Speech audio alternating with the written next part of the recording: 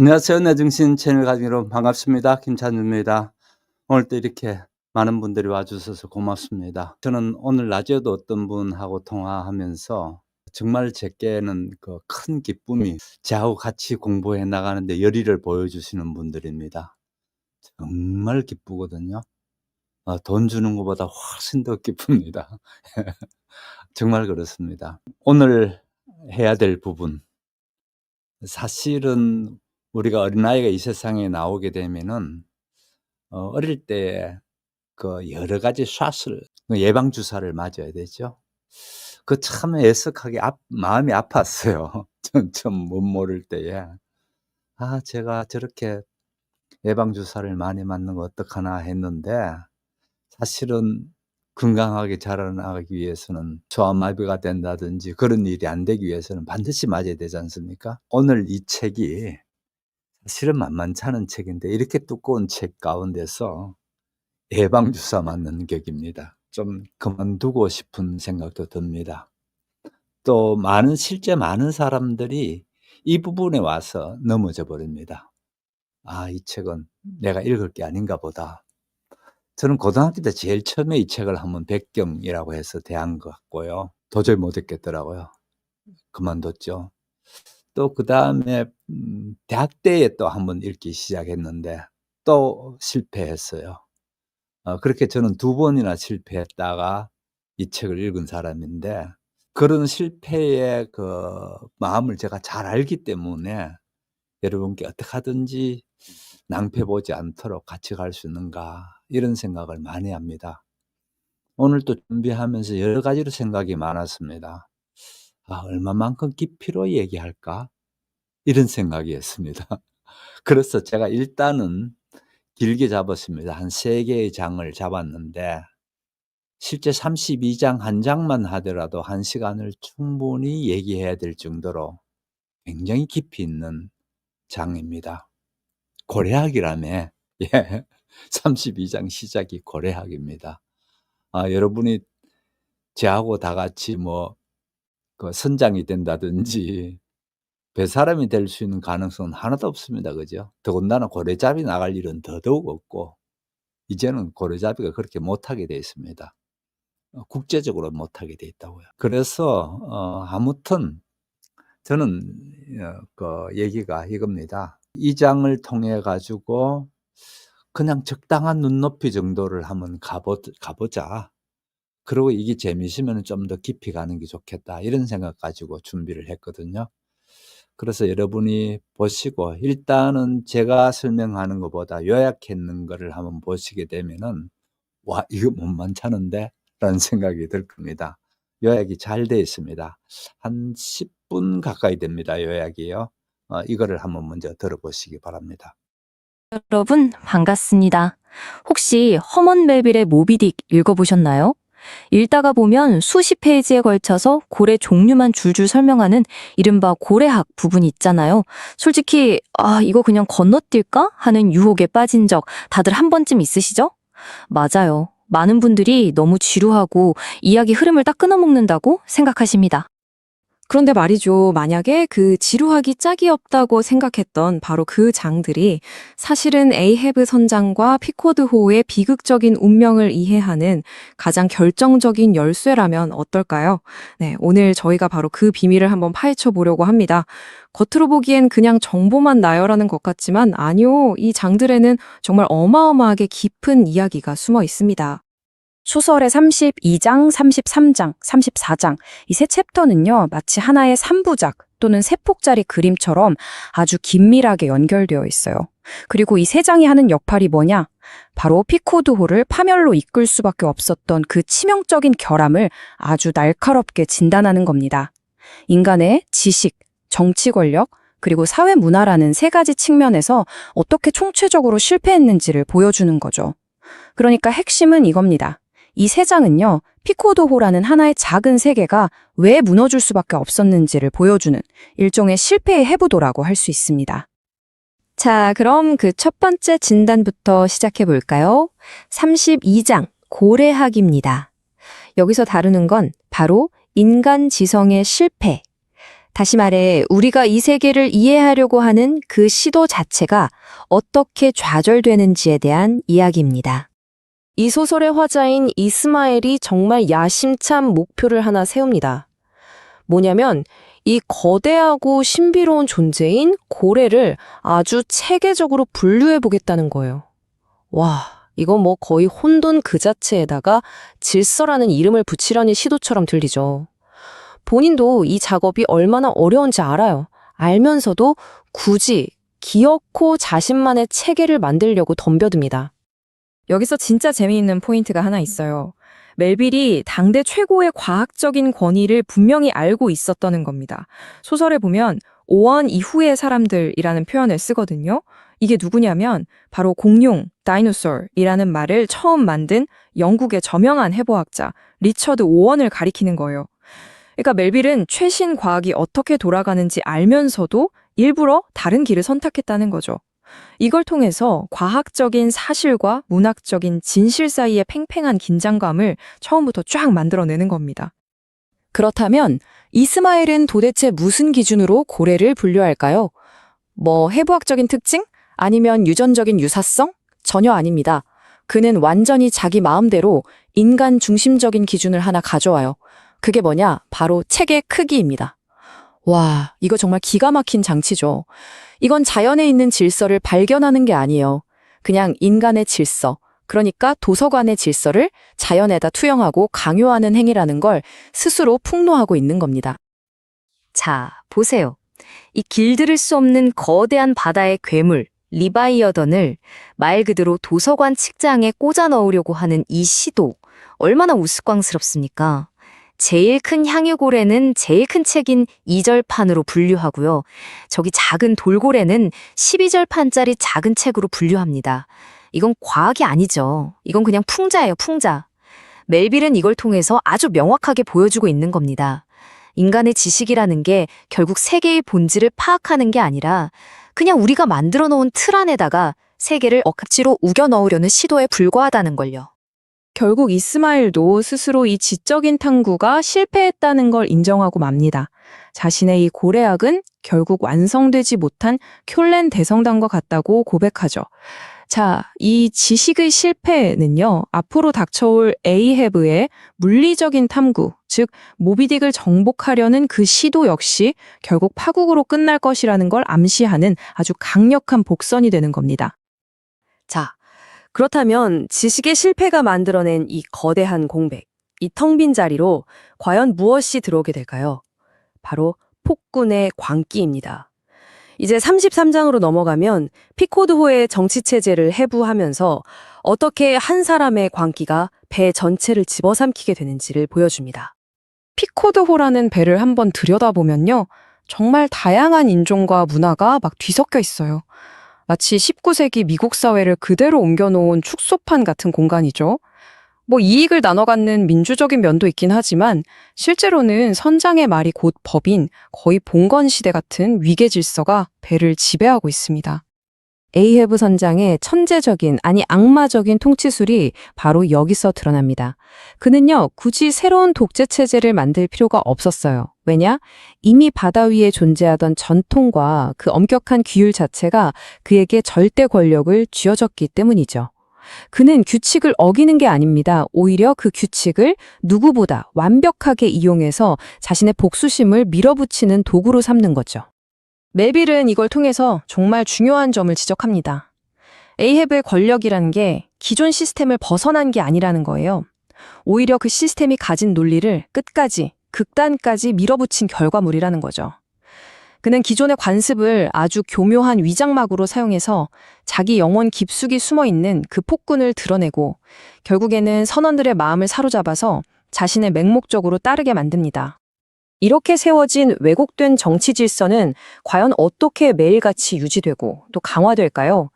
34장은 두 번의 저녁 식사 장면을 통해서 피코드호의 사회적 그리고 인종적 위계 질서가 어떻게 일상적인 의식을 통해 계속해서 재생산되는지를 보여줍니다. 선장실에서는 저녁 식사가 두 번 차려집니다. 먼저 에이헤브와 백인 항해사들이 하는 식사는요, 정말 숨이 턱턱 막히는 침묵과 엄격한 서열 속에서 진행돼요. 생명력이라고는 찾아볼 수 없는 소위 서구 문명의 질서를 상징하는 거죠. 자, 이들이 식사를 마치고 나가면 그제야 키케그를 비롯한 유색인종 작살잡이들이 들어옵니다. 그리고 남은 음식을 아주 떠들썩하고 혼란스러운 에너지로 먹어치우죠. 이건 바로 야만 세계에 길들여지지 않은 원초적인 활력을 보여주는 장면입니다. 이 표를 한번 보시면 두 세계의 차이가 정말 극명하게 드러나죠. 장교들의 식탁은 절대 군주인 에이헤브가 침묵으로 지배하는 아주 억압적인 공간입니다. 반면에 작살잡이들의 식탁은 혼란스럽긴 하지만 생명력이 막 넘쳐 흐르는 무정부주의적인 공간에 가깝죠. 행동 방식도 완전히 달라요. 항해사들은 식기 소리 하나 내는 것조차 두려워하면서 기계처럼 식사를 하는데 작살잡이들은 동물적인 식욕을 그대로 드러내면서 개걸스럽게 먹어댑니다. 그런데 바로 여기서 가장 중요한 모순이 드러납니다. 소위 문명화된 장교들은요, 자신들이 억압하고 통제하려고 하는 그 야만적인 작살잡이들의 노동력에 전적으로 의존하고 있다는 사실이에요. 생각해보세요. 고래를 잡는 실질적인 힘은 전부 작살잡이들에게서 나오거든요. 결국 선장실의 식탁은 문명이 자신이 지배하는 바로 그 힘을 먹고 살아가면서도 동시에 그 힘을 두려워하는 이 거대한 위선을 보여주는 은유가 되는 겁니다. 자, 이제 마지막 단계입니다. 지금까지 살펴본 지식, 정치, 그리고 문화에서의 실패가 어떻게 하나의 필연적인 비극으로 이어지는지 한번 종합적으로 정리해 보겠습니다. 이 세계의 장은 파멸로 이뤄지는 완벽한 연쇄 반응을 보여주고 있어요. 첫째, 인간의 이성으로는 이 세계의 본질, 즉 고래를 도저히 파악할 수 없다는 지식의 실패가 드러납니다. 둘째, 이성이 떠나버린 그 텅 빈 공간 속으로 에이하브라는 폭군의 광기가 들어와서 모든 것을 장악해버리죠. 그리고 셋째, 이 파괴적인 질서는 매일의 식사라는 일상적인 의식을 통해 계속 강화되고 결국 모두에게 너무나 당연한 것으로 받아들여지게 됩니다. 그렇다면 이 모든 것을 관통하는 가장 핵심적인 결론은 뭘까요? 바로 이겁니다. 세계를 온전히 알 수 없다는 그 무력감이 아주 역설적이게도 그 세계를 파괴해서라도 정복하고야 말겠다는 강박적인 욕망으로 이어진다는 것. 우리가 이해할 수 없는 신비 앞에서 인간이 선택한 가장 폭력적인 대응 방식인 셈이죠. 결국 피쿼드호의 항해는 우리가 도저히 이해할 수 없는 이 거대한 우주에다가 인간 중심적인 단 하나의 의미, 바로 복수라는 의미를 억지로 강요하려 했던 시도였습니다. 멜빌은 이 지루해 보이는 세계의 장을 통해서 우리에게 이렇게 묻고 있는 겁니다. 세계가 가진 복잡성과 신비를 있는 그대로 인정하지 않고 오직 단 하나의 절대적인 의미만을 강요하려는 시도는 결국 그 시도를 하는 자기 자신을 포함한 모든 것을 파괴하는 비극으로 끝날 수밖에 없는 것은 아닐까요? 오늘 분석은 여기까지입니다. 네, 어떻게 잘 보셨나요? 상당히 만만찮다라는 느낌이 들었나요? 그렇지 않아도 낮에 어떤 분하고 통화하면서 얘기가 오디오북 또는 그 책을 읽어주는 거에 대한 얘기가 있었어요. 그래서 기계음은 너무 싫다, 이제 이런 말씀을 하셨는데요. 사실 맞습니다. 기계음으로 읽는 거는 저도 추천하지 않고요. 기계음으로 읽게 되면 일단 감정이 다 빠져버렸거든요. 제일 첫 번째 오디오북에 기계로 읽어주는 어떤 그런 거는 치명적 약점이 있습니다. 소설이든지 이런 문학 작품은 감정이 매우 중요한데 감정을 다 빼버려요. 그런 금방 식상해지거든요. 저는 그거는 추천하지 않습니다. 대신에 전문 성우들이 읽어준 오디오북이라는 게 따로 또 있습니다. 그래서 허먼 멜빌이 쓴 이 책 전체를 오디오북으로 만든 게 있습니다. 시간이 얼마 걸릴 것 같습니까? 이 책을 오디오북으로 다 읽으려면은 어마어마한 시간이 걸립니다. 몇 시간 걸릴 것 같습니까? 29시간 38분이네요. 29시간 38분 동안 진행되는 오디오북이 이미 있습니다. 현대지성이라는 데서 나왔고요. 제가 한번 보여드릴게요. 이제 어려운 부분에 와서 여러분이 포기할까 싶어서 제가 이제 이런 것도 좀 소개해 드려야 되겠다는 생각이 들어서 그렇습니다. 지금 여기 잠깐만요. 자, 여기에 보시게 되면 모비딕이라고 되어 있고, 여기서 보시면 현대지성에서 발행했고, 완독 시간이 29시간 38분 이렇게 되어 있죠. 이렇게 된 오디오북이 따로 있습니다. 이 오디오북의 어떤지를 여러분이 잘 모르실 테니까 제가 한번 전문 성우가 읽어주는 게 어떻게 다른가를 볼게요. 성우들도 한 사람이 등장하지 않고 이렇게 여럿이 등장합니다. 박상훈이라는 분이 가장 많이 나오고요. 그 다음 역에 따라서 김대영, 김성관 뭐 이런 분들이 같이 나오는데, 공설아 이분은 아마 여자분 같은데요. 여기 보면 모비딕에는 남자만 나오는 게 아니고 여자도 나오죠. 여관 주인 얘기라든지. 그때 아마 공설아 이분이 했는 것 같습니다. 저는 다 들어보지는 못했습니다. 그러나 어쨌든 이런 책이 있고 이런 게 있다라는 부분을 제가 보여드려야 되겠다 싶어서 그랬고요. 지금 한번 제가 여러분께 들려드릴게요. 그리고 아시다시피 영어로 써진 게 판본에 따라서 판본에 어느 출판사에서 했는가에 따라서 번역이 다릅니다. 이 책의 번역은 이번 번역자가 누구였더라? 예, 번역자분이 우리가 하고 있는 책하고 번역자가 다릅니다. 그래서 좀 다를 수 있는데 들을 만했습니다. 저는 그래서 이거를 나름대로의 이선희님은 천천히 속도 내서 읽겠습니다 했는데 그것도 좋은 방법이에요.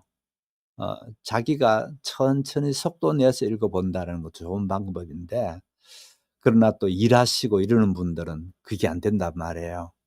책 읽을 거는 안 되고, 그렇게 돼서 제가 이제 오디오북을 먼저 말씀드리는데요. 일단 32장 오늘 우리가 해야 될 부분인데, 이 부분 처음에 조금 들어가는 부분이 오디오북이 어떻게 되는지 한번 보시기 바랍니다.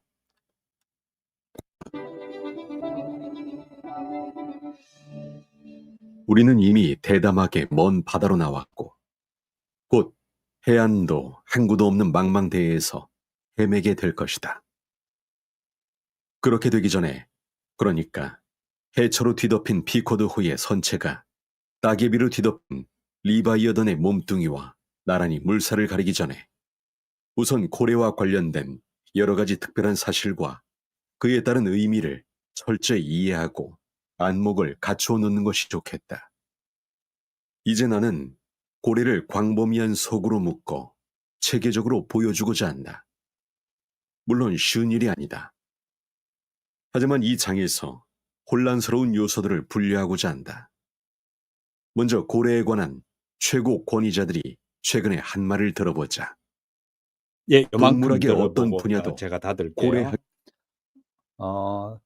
결국은 저는 오디오북이든 어떻든 간에 가까이 친근하게 두는 게 좋지 않는가, 이런 생각 때문에 그렇고요.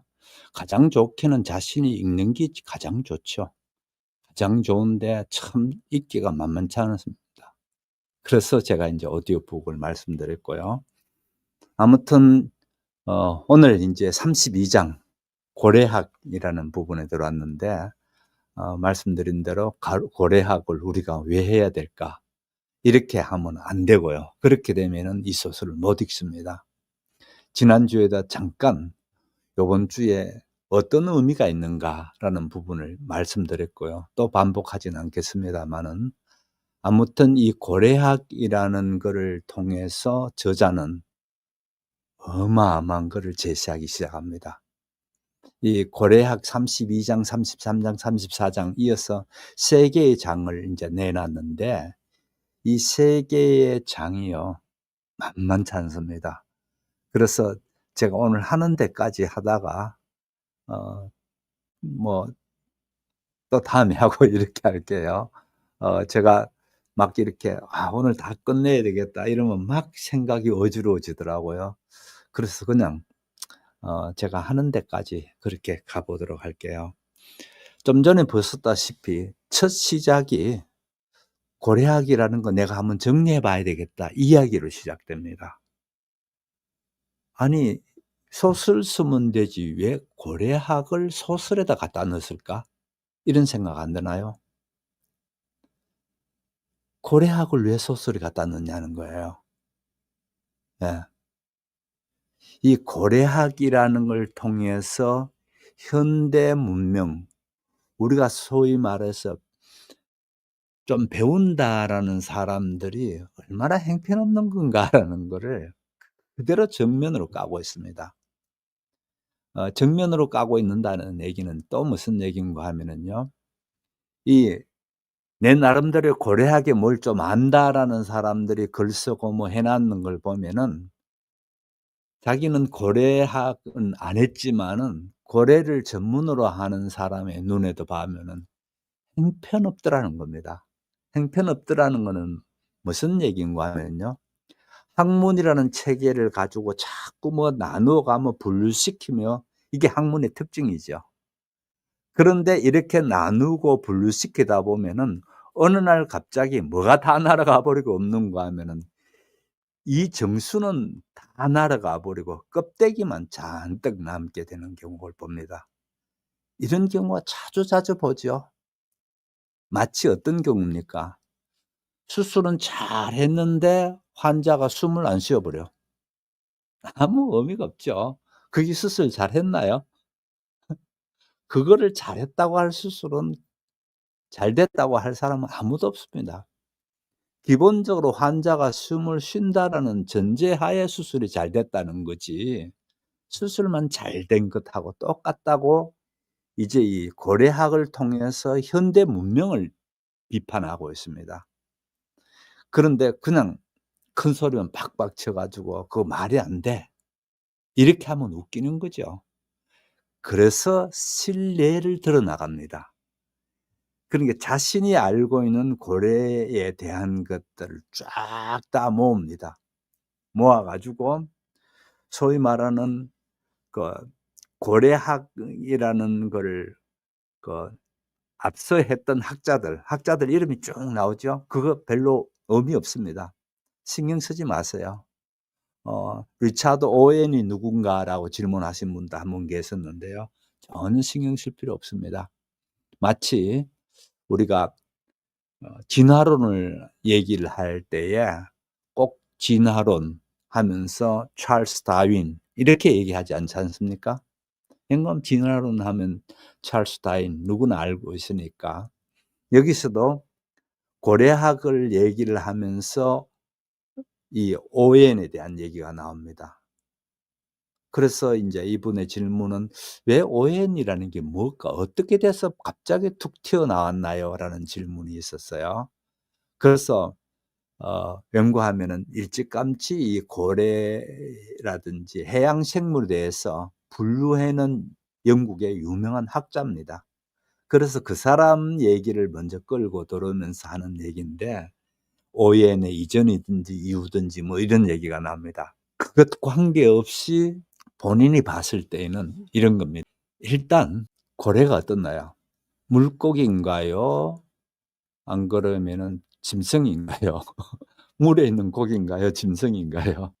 이 질문부터 됩니다. 사실은 처음에는 당연히 물고기인 줄 알았죠. 그런데 고래를 연구하면 연구할수록 어떻게 되나요?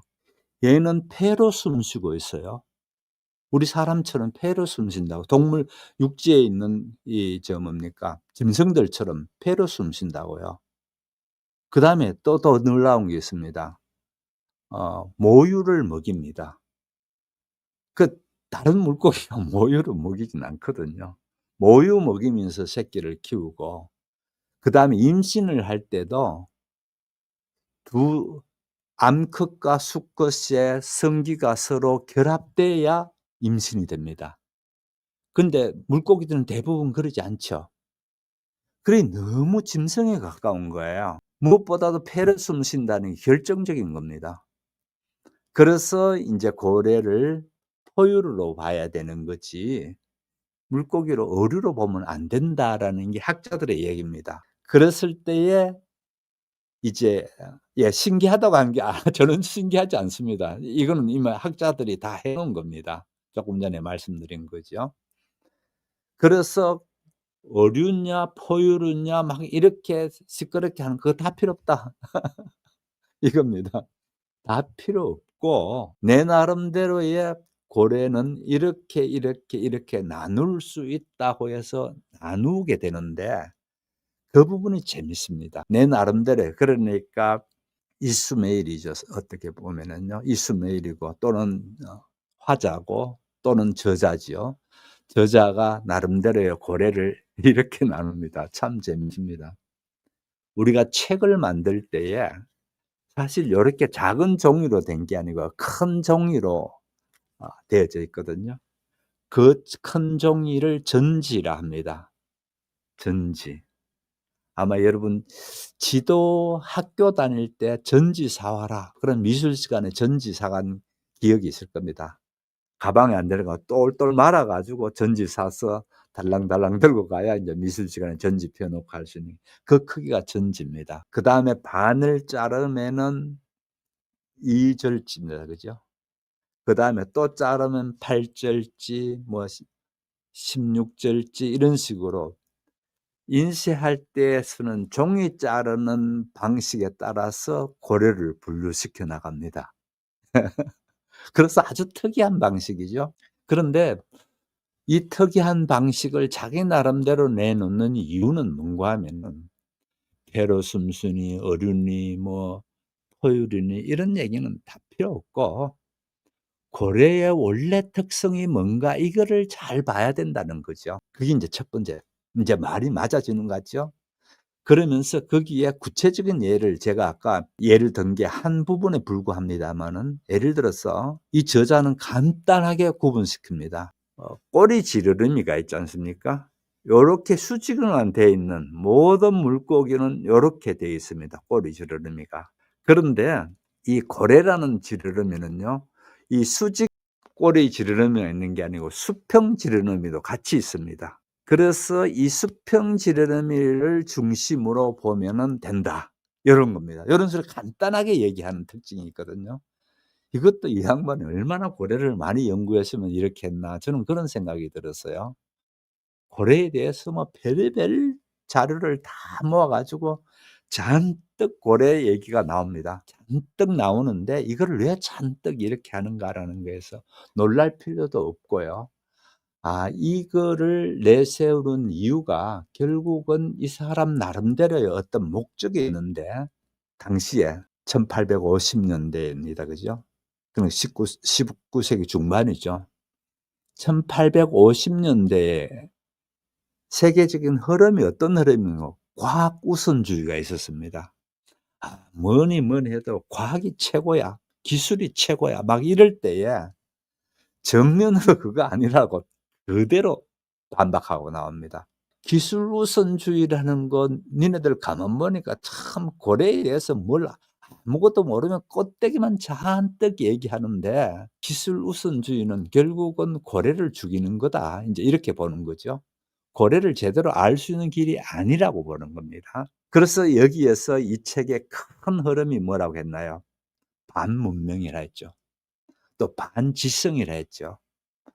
근데 반문명, 반지성이라는 거를 고래학이라는 한 예를 들고 나와 가지고 그냥 까 버립니다. 또 어떻게 보면 고래학이라는 거가 당시에 그런 말도 없었긴 한데 어떻게 보면 포경업을 한다는 사람들이 보잘것없는 사람들이잖아요.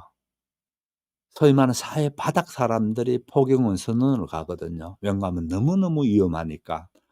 당시 1850 년대만 하더라도 포경업으로 나갔다가 못 들어오는 경우가 한 3분의 1은 못 들어온답니다. 그러니까 배 3 척이 나가면은 한 척은 그냥 없어져 버리는 겁니다. 당시에 무전이 있는 것도 아니고 어디서 어떻게 죽었는지도 모릅니다. 그냥 그게 끝이에요. 그렇게 위험한 게 인제 이 포경업이었는데 이러다 보니까 포경선을 타는 사람들은 세상 바닥 사람들이거든요. 그리고 또 포경업 하는 사람들도 굉장히 깔봤습니다.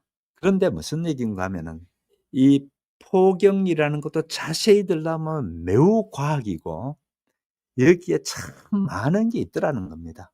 예. 정말 많은 게 있더라는 겁니다.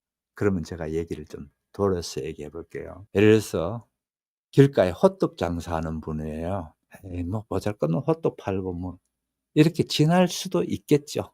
대부분 사람은 또 그렇게 봅니다. 좀 깔봅니다. 그죠? 뭐 근사한 어떤 비즈니스 하는 사람들이나 좀 이렇게 받을 거지 헛떡 장사가 뭔 그게 되나 이렇게 생각하면 안 된다는 겁니다. 뭔가 하면은요. 헛떡 장사를 하는 분이라도 그분 나름대로의 노하우가 다 있기 마련이라는 거예요. 예를 들어서 길가에서 헛떡 장사하려면 어떻게 되나요? 사람들 또 동네 끌렁끌렁한 아이들 심지어 뭐 별의별 것들을 다 대처할 능력이 돼야 됩니다. 그죠? 또 그다음에 나름대로의 단골을 만들어 나가는 방법 이런 것들을 사람들이 다 갖고 있는 겁니다. 결국은 뭡니까? 인생이라는 거는 자세히 들여다보게 되면은 그 나름대로야 많은 걸 갖고 있는 게 인생이라는 거예요. 얘기가 되나요? 감동이 안 되나요? 저는 그런 부분에 참 감동이 됐어요. 아, 허투루 볼 게 아니다. 대충 뭐 이렇게 보고 그렇게 판단할 게 아니다. 좀 더 한 부분만 딱 들여서 버리면은 그 세계가 다른 세계가 있거든요. 그런 걸 볼 줄 알아야 된다는 거죠. 그래서 결국은 이 고래학이라는 걸 통해서 실제 상당한 당시의 문명 사회에 대해서 소위 말하는 기술 위주의 사회, 기술 중심을 막 숭상하는 19세기 중반, 그러면 1850년대 이때의 시대를 정면으로 까고 있습니다. 참 대단하지 않나요, 이 책이? 그런 면에서 정말 멋진 책입니다. 그래서 인제 첫 얘기가 이겁니다. 해안도 없고 항구도 없는 망망함 속으로 휩쓸리기 전에 이 얘기합니다. 항구도 없고 왠가하면 배가 출발해서 남태평양 쪽으로 가거든요. 쭉 내려가서 남쪽으로 내려가서 남태평양에 가게 되면은 당연히 해안도 없고 항구도 없고 끝없는 망망대해만 있게 되는 거죠. 거기에 들어가기 전에 내가 먼저 고래 일반에 대한 거를 좀 정돈하고 내가 분류를 해 봐야 되겠다. 그래서 이 고래학이라는 이 분야가 사실은 매우 복잡하고 혼란한 게 있더라는 겁니다. 아까도 말씀드렸다시피 그 어류냐 뭐 포유류냐 이런 얘기하듯이 그런 것부터 시작해서 고래가 아주 작은 것부터 시작해서 큰 고래에 이르기까지 너무 다양하다는 거예요. 그 다양한 것들을 어떻게 정리할 건가라는 게 정리가 안 되고 있었습니다. 그런 거에 대해서 나름대로의 '나는 서지학적인 방식으로 고래라는 걸 정리해 볼게.' 이렇게 하면서 당연히 이 얘기를 합니다. 이거는 과학적이지도 않고 또 더군다나 내가 이거를 완벽히 다 잘 이루었다고 서지학적으로 아주 완벽하다고 감히 그렇게 말하지 않는다. 단지 내가 이렇게 쓰는 거는 한번 정리해 보려는 거에 불과하고 이 정리는 원고 중에 초고에 해당되는 그런 정도밖에 안 되는 출판은 고사하고 초고에 해당되는 것 정도밖에 안 될 거다. 매우 겸손한 얘기합니다. 또 역으로 한번 볼게요. 이 사람은 정말 겸손해서 겸손한 게 아니고요. 바로 지금까지 학문이라고 하고 있는 사람들의 큰 목소리 내고 뻔뻔함을 정면으로 까고 있는 거죠. 정면으로 까고 있는 겁니다. 예를 들어서 자기가 봤을 때 가장 큰 특징은 지르러미 차이더라는 겁니다. 그것도 참 독특한 관찰이죠.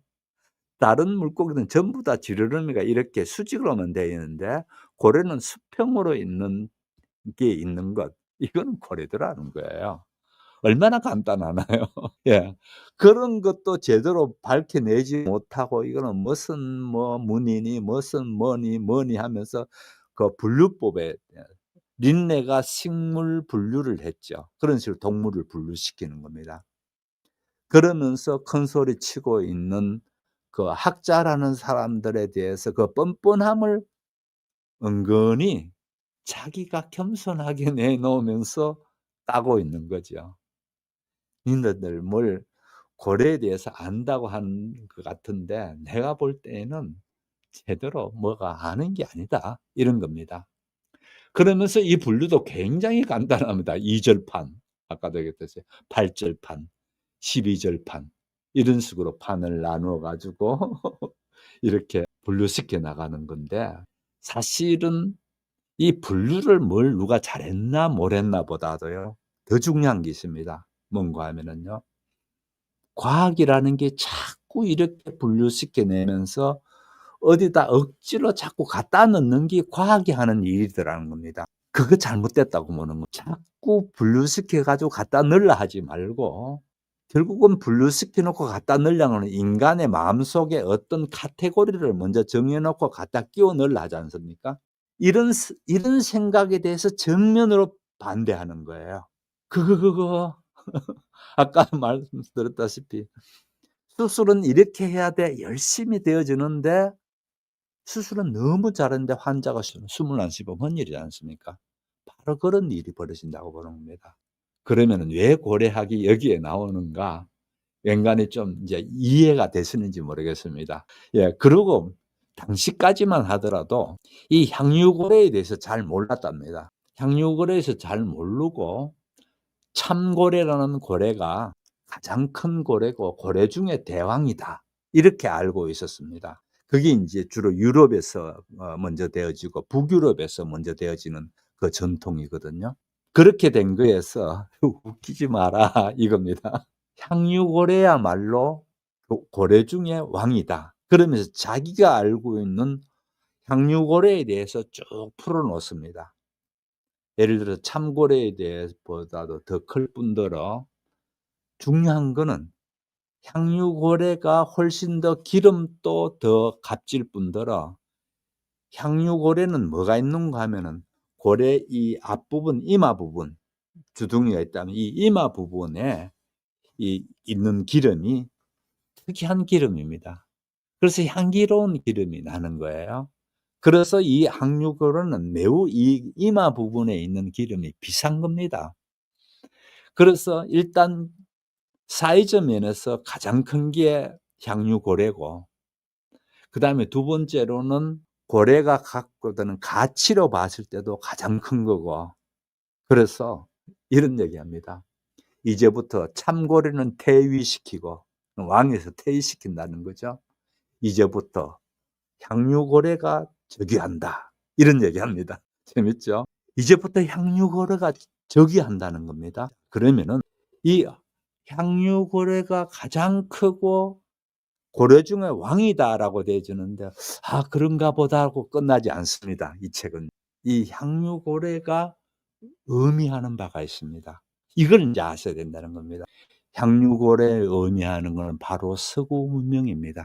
지금 와서 가장 큰 힘을 발휘하고 있는 서구 문명이 마치 왕자에 올라와 있는 것처럼 향유고래가 가장 큰 왕위에 올라 있는 것처럼 바로 그런 경우가 지금 향유고래라는 겁니다. 또 이 서구 문명이라 했는데 이 향유고래를요, 결국은 서구 문명이 어떻게 되나요?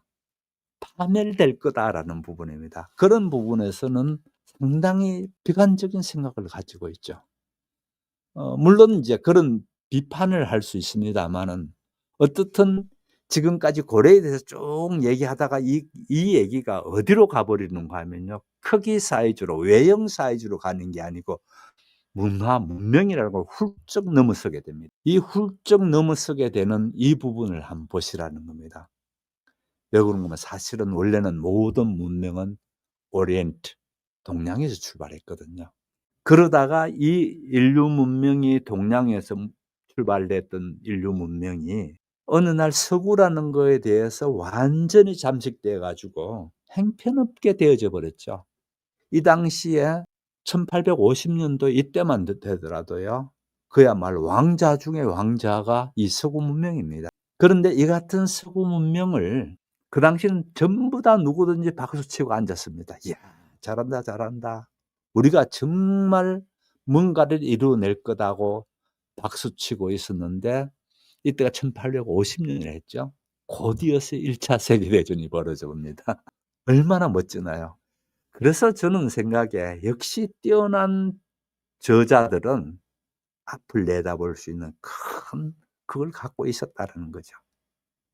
그런 부분에서 정말 대단한 부분이었다. 이런 생각이 들고요. 아무튼 그 향유 거래에 대해서 제왕으로서 되어지면서 그 제왕이 결국은 서구 문명을 지금 얘기하고 있다. 그런 부분을 보실 수 있어야 된다. 그런 거고요. 결국은 모비딕은 거대한 동물에 대한 얘기입니다. 거대한 동물과 그다음에 여기에 도전하는 인간들이 있습니다. 30명의 인간들이 있습니다. 이 피코드호라는 배를 타고 가는 사람들이 이 큰 향유고래와의 싸움을 벌여 나갑니다. 결국은 이 사람들은 한 사람만 남고 다 죽지요.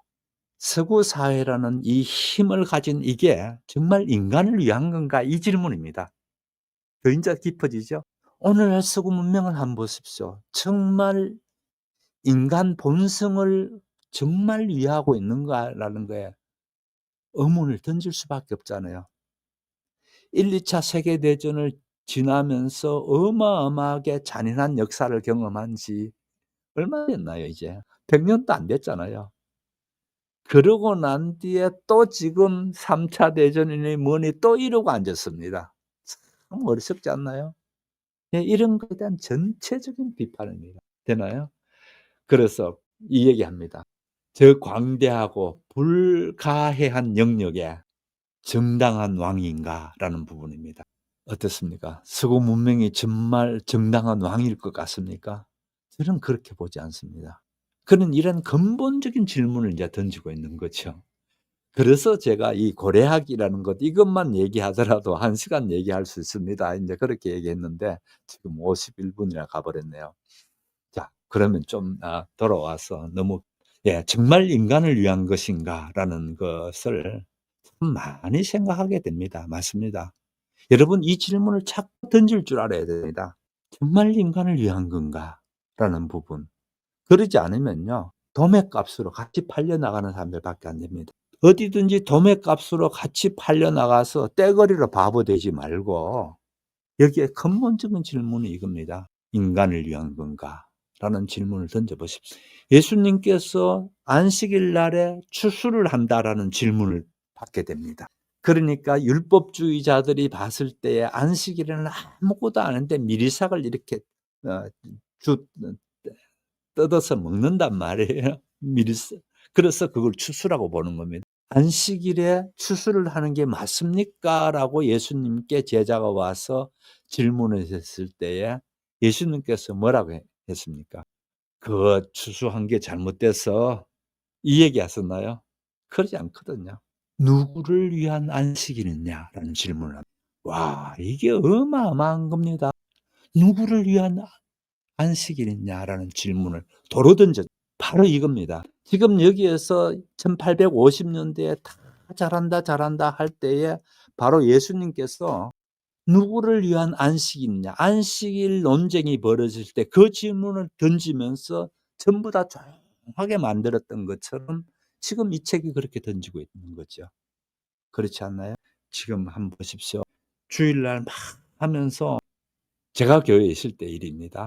아무래도 이제 교육자들은 이제 늦게 부목사들은 또 늦게 퇴근하니까 늦게 그렇게 있다가 보면은 그렇게 하던 분이 마지막에 일 다 끝나고 난 뒤에 털썩 이제 자리에 앉아서 얘기하는 게 있습니다. 주일이긴 한데요. 너무 힘듭니다. 그래서 나는 월요일만 되면은 월요병이 아니고 주일병을 앓습니다. 너무 힘들어서. 그 얘기를 하시더라고요. 그래서 제가 그 질문을 던졌어요. 예수님께서 안식일 정신을 말씀하시지 않으십니까? 그러면은 본인의 건강과 본인의 시간 요거 내에서만 교회에서 봉사하는 게 맞지. 지금 이렇게까지 주일날 아침에 와가지고 가정도 뭐고 다 팽개쳐 버리고 지금 어둑어둑할 때 이때까지 교회에서 일하고 간다는 거는 나는 하나님이 기뻐하는 일이 아니라고 생각합니다. 이 얘기했어요. 부모가 그따위 소리 했다가는 뭐가지 잘리는 일입니다. 그거는요. 아이고 집사님 잘하시죠. 뭐 영광 받으실 겁니다. 이렇게 얘기해야지. 그게 일반적으로 부목사들이 하는 얘기거든요. 저는 그런 거에 대한 얘기는 정말 당장에 보따리 싸짊어지고 나가더라도 그런 거는 제가 속일 수가 없습니다. 제 양심을 속일 수가 없었다고. 사실 이런 것처럼 근본적인 질문을 당하는 경우가 참 많습니다, 살아가면서. 그러니까 인제 그 얘기는 그만하고 돌아와서 볼게요. 그래서 이 책이 갖게 되는 특히 32 장에서부터 이제 33, 34장 이 세 개의 장이 어마어마한 구조를 갖고 있는데요. 일단 33 장에 오게 되면은 작살잡이들에 대한 얘기가 나옵니다. 결국은 작살잡이라는 거를 스펙신드라는 말을 합니다. 뭔가 하면 원래 초기에 이 작살잡이들, 북유럽에서 고래잡이하는 작살잡이들은 상당히 이 지위가 있었다는 겁니다. 지위를 예를 들어서 제일 먼저 선장이 있고 1 등, 2 등, 3등 항해사가 있고 이런 그 소위 말하는 그 배에서 가장 높은 사람들이죠. 이 정도 수준에 드는 게 작살잡이인데 지금 이 작살잡이는 전혀 거기에 못 낀다는 겁니다. 역사가 오히려 작살잡이 입장에서 봐도 퇴보해 버렸다는 겁니다. 그러면 실제 보면은 이 고리잡이로 나와 가지고 결정적으로 중요한 것, 물론 선장도 중요하고 항해사도 중요하고 다 중요하겠죠. 그러나 결정적으로 한 방은 누구께 있는 겁니까? 작살잡이께 달려 있거든요. 작살잡이가 정확히 작살을 잘 던짐으로 인해서 고래를 잡을 수 있는 결정적인 사람이 작살잡이인데 그거를 알던 사람들이 북유럽에서는 상당히 지위 있는 그런 걸로 인정했는데 이제는 그러지 않습니다. 그냥 작살잡이는 선원들 입장에 있거든요. 왜 그런가 얘기를 합니다. 왜 그런가 하면 이 작살잡이들이 대부분 유색 인종이었기 때문에 그랬다는 겁니다. 이것도 예리하게 지적해내지 않나요? 지네들 백인일 때는 가만히 있다가 작살잡이가 유색 인종으로 자꾸 작살잡이가 정말 위험하거든요. 그러니까 백인들이 점점 안 할라 하다 보니까 이제 유색 인종으로 바뀌어집니다. 그 유색 인종이 바뀌어지니까 작살잡이는 밑으로 내려가 버리는 거야. 그거를 대놓고 얘기합니다. 뭔가 하면 네덜란드 포경업계에서는 스펙신더라고 해서 이 사람들이 지위 있는 그런 지휘권을 가진 사람들의 분류에 있다가 인제 유색 그들이 그러다 보니까 자는 자리도 선미 쪽에 주로 인제 선미 쪽에 선장실이 있고 그다음에 높은 사람들이 선미 쪽에 자거든요. 배 꼬리 부분, 선미 부분에 자는데 거기에서 잠자리부터 달랐다는 겁니다. 그런데 이들이 평상원처럼 되어 버리는 이유가 아까도 말씀드린 유색 인종이 들어오니까 그렇게 해 버렸다는 겁니다. 솔직하게 뭡니까? 지네들 백인들이 지네들 그걸 가지면서 자기네들 백인들하고 유색 인종들하고 어울리기 싫다는 거죠, 한마디로. 그거를 그대로 또 드러내 놓고 얘기를 합니다. 그래서 참 그런 부분에서는 참 예리하고도 참 대단하다 그런 생각이 듭니다. 아무튼 이제 한 5 분밖에 안 남았는데 배 안에서 인종차별 당연히 심하죠. 예. 인종차별이 여전했고요. 1850년 이렇게 될 것이면은 정말 그랬습니다. 그런 면에서 이 책이 당시에는 또 아까도 말씀드렸다시피 소설로 보지 못하고 사람들이 그런 상징이든지 그런 걸 읽어낼 능력이 안 된 거예요. 소설로 보지 못하고 해양학 이런 쪽에 분류가 그렇게 됐다고 했죠. 그렇게 될 정도로 이 책에 대한 이해가 제대로 안 되고 있었고 아무튼 그런 것도 있지만은 또 한 가지는 저는 이런 생각을 합니다. 당시에 그 문화를 잡고 있던 백인들이 이 책을 좀 꺼려했다는 거예요. 괜히 이 책을 제대로 되는 책으로 얘기했다가 자기가 다른 백인들께 뒤집어 쓸 것 같으니 얘기 안 해 버리는 거예요. 그래서 자그마치 60여 년이 지나야 평론이 나오기 시작합니다. 이 모비 딕이라는 소설이 어마어마한 소설이다. 이러면서 평론가들이 계속 이 모비 딕에 대해서 글을 내기 시작하거든요. 그래서 인제 이 천재를 그때부터 알아보기 시작한 거죠. 사람이 죽고 난 뒤에 60 년이 지나고 난 뒤에. 예. 아무튼 그런 것처럼 오늘날 또 미국에서 벌어지는 일들을 한번 보세요. 저는요, 벌어지는 일들 미국에서 벌이고 특히 트럼프 행정부가 벌이는 일을 보면서 뻔히 속보이는 일들 많이 하죠. 지네들도 다 이민 와 가지고 그렇게 나라에서 "인제부터는 니네들 못 돌아." 이게 말이 되나요? 이거는 말이 안 돼요.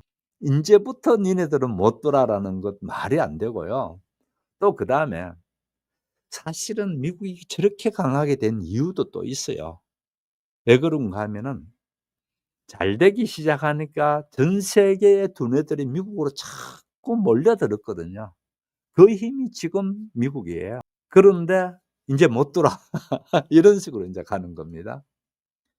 그러니까 제일 문제가 이런 얘기를 하죠. 이런 식으로 트럼프가 그 이민을 막기 시작하고 겨우 돈이나 있는, 예를 들어서 70억, 미국에 들어갈 때 70억을 내게 되면은 그린 카드가 아니고요, 골드 카드를 주겠다 이겁니다. 70억을 내면은 미국 시민도 될 뿐더러 골드 카드를 준다는 거예요.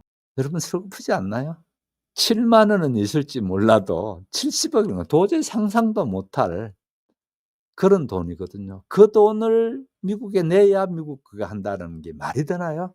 이런 것처럼 정말 어떻게 보면은 이미 이 시대의 서구 문명의 그 천박함을 그렇게 여기서 까고 있듯이 지금 또 인제 이렇게 되는 게 아닌가, 저는 그런 생각을 하고 있습니다. 자, 그 얘기가 자꾸 하면 안 되니까요. 일단 두고요. 이렇게 가겠습니다. 자, 오늘 우리가 거의 32장 했고요. 33 장을 좀 들어가다가 제가 마쳐야 될 것 같은데요. 32 장의 핵심은 이겁니다. 고래학이라는 걸 드러내 놨는데 이 고래학이라는 걸 자세히 들여다보면 골 복잡합니다. 우리가 읽어보면요, 32장 읽어보게 되면은 소설을 덮어버릴 수밖에 없게 그렇게 되어져 있습니다. 길게 그렇게 되어져 있거든요. 예, 소설은 그렇게 돼 있더라도 그 의미를 이렇게 봤을 때에 쉽게 덮어버릴 수가 없겠죠. 무슨 고래, 무슨 고래, 무슨 고래 하면서 자기가 나누는 그 방식에 따라 가지고 고래를 쭉 나열시켜 나갑니다. 그래서 보시게 되면은 32 장에서 결국은 마지막에 가서 제가 뭐랍니까? 큰 향유고래가 왕자에 오르는, 가장 큰 왕자에 오르는 향유고래인데 그 향유고래는 결국은 서구 문명을 얘기하더라. 이 얘기였습니다. 그래서 결국은 서구 문명이 이같이 강한 왕자에서 지금 사람들께 그렇게 마구 폭력을 휘두르는 게 아닌가, 이런 쪽입니다. 다음 주에 33 장에 가게 되면은 이 위계 질서라는 걸 가지고 또 여기가 또 다른 폭력으로 옵니다. 예. 이거 위계 질서가 어떻게 그 폭력으로 인간에게 오는 건가라는 걸 보여주고, 거기에 비해서 위계 질서도 필요 없는 선원들이 모였을 때는요, 너무 화해가 활기찹니다. 그게 33 장의 얘기입니다. 다음 주에 33 장부터 이어서 그렇게 가도록 하겠습니다. 함께해 주신 여러분 대단히 감사합니다. 다음 주에 또 뵙도록 하겠습니다. 안녕히 계십시오.